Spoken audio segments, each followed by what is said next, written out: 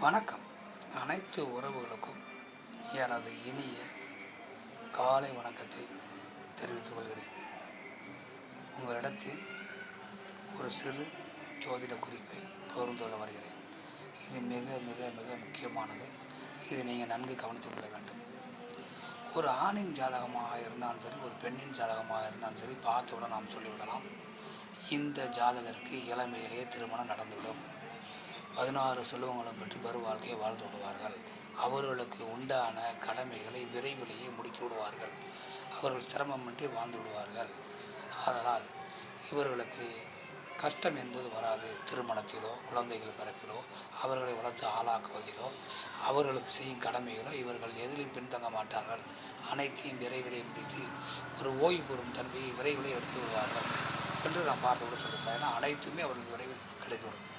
கல்யாணம் என்பதாக 20-25 வயதுக்குள் முடிந்துவிடும். குழந்தை என்பதாக 25 30 வயதுக்குள் முடிந்துவிடும். அந்த குழந்தையோட வளர்ச்சி என்பதாக 50 வயதுக்குள் முடிந்துவிடும்.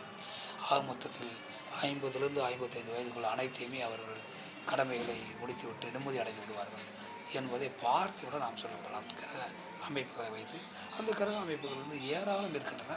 அதில் ஒரு அமைப்பை மட்டும் நாம் இப்போது பார்ப்போம்.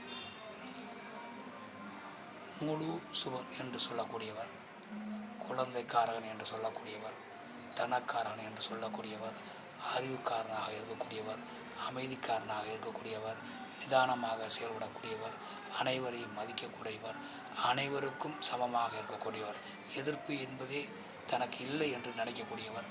அப்படிப்பட்ட கிரகம்தான் முழு சுப குரு பகவான். அந்த குரு பகவான் ஒரு ஜாதகத்தில் லக்னத்தையும் ராசியையும் தனது பார்வைகளால் 3 பார்வைகள் 2 பார்வைகளால் பார்க்கும் பொழுது அந்த ஜாதகர்களுக்கு அனைத்துமே எளிதாக கிடைத்துவிடும், விரைவாக கிடைத்துவிடும். அவர் கடமைகளும் எளிதாக முடிந்துவிடும். மற்றவற்றை நாம் அடுத்த வீடியோ காண்போம். நன்றி, வணக்கம்.